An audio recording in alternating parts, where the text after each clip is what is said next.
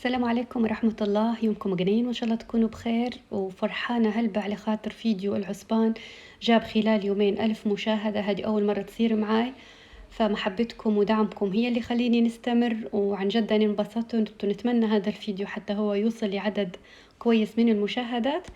أنا هنا رمضان وهذه قناتي، ووصفة اليوم إن شاء الله حتكون يعني الحرايمي، وفي ناس تقولها الحلايلي في ليبيا لأن الكلمة حسوها شوية مبالغ فيها. فأنا هنايا حنديرها على طريقتي، ما نزيدش على حد وكل واحد وطعمة فمه. أنا هنايا بنديرها بطريقتي. حطيت أول حاجة شوية زيت نباتي، وحطيت بعدين زيت زيتون، وحطيت هنايا تومة، وحطيت فلفل حار بارد أحمر، وحطيت شوية كزبر.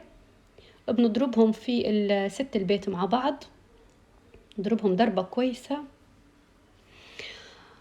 هذه الخلطة أنا مش هناخد منها كلها، طبعا مش هنحطها كلها في الوصفة، لأن بتعرفوا طعمة الكزبرة شوية بتكون لما خضرة حتى هي قوية شوية، فمش هناخد منها كلها. حطيت منها شوية هنايا، قليتها في الزيت، وصدقوني ريحتها لما حطيتها في الزيت وقليتها ما شاء الله تهبل، الريحة فاحت علي تجنن. المهم حركتها كويس بالكشيك الملعقة، حركتها كمية الزيت خلوها تكون حلوة كويسة هيك باش لما تتقلى عندكم ما تنحرقش. مو على طول، حاولوا ناركم تكون متوسطة باش ما ينحرقش التومة عندكم. هنا يعني ضفت 3 معالق من معجون الطماطم،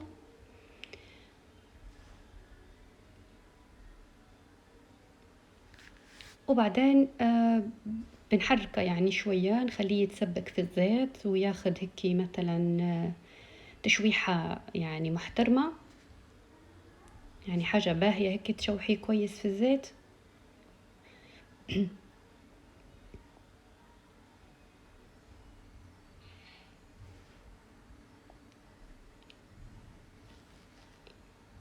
وبعدين بنكون أنا مجهزة البهارات جنبي. أول حاجة هنايا حطيت البزار والملح والفلفل الأسود، وحطيت أكيد لازم الفلفل الحار، لأن الأكلة هذه لازم تطلع حارة. بصراحة هي الأكلة لازم تكون حارة، بس اللي عنده صغار وما يحبوش الحار يقدر يحط فلفل يعني حار أخضر قرون، وبعدين يعني هو يقدر يأكلهم مع الطبيخة زي ما احنا نقوله، أو اليخنة، أو مش عارفة يعني.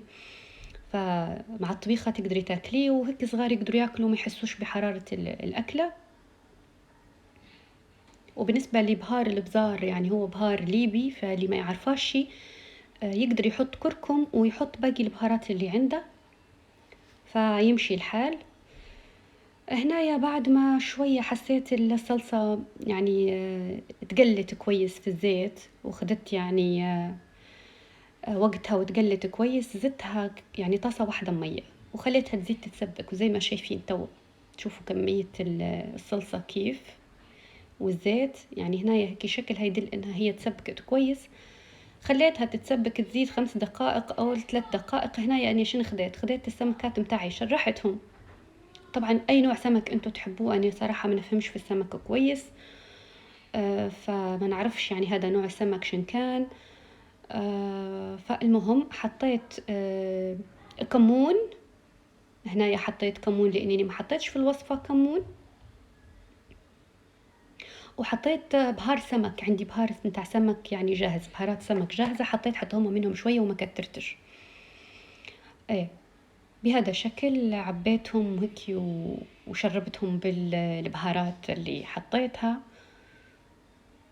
هنا بعد ما حسيت الصلصة خلاص تسبكت، عينك ميزانك، زدت عليها 2 ل3 كواب مية حسب الكمية اللي دايرتها. هنا زدت 2 من المية علشان تاخد الطبيخة عندي غلوة.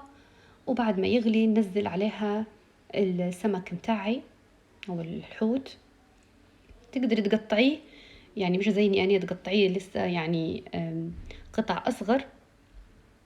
هنايا بعد ما طابت عندي فتحت عليها، شايفين السمك كيف طاب، وطبيخة وقفت عليه الزيت متاعها خاترة، ومازال لما تبرد تبان أكتر يعني إنها هي مثلا عاقدة أكتر. حطيتها هنايا في الصحن باش نوريكم شكلها بعد ما طابت. ريحتها تشهي مع خبزة سخونة وتغمسوا ومع مخلل جنبها نودكم ومن شهيكم وصحتين وعافية على اللي بديرها.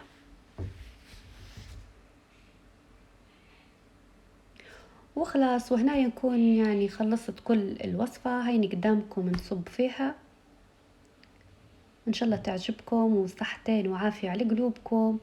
ونتمنى تديروا لي مشاركة للفيديو، ونتمنى تديروا لي لايك، ونتمنى تشاركوها مع أحبابكم وأصحابكم وتدعموني، وبارك الله فيكم.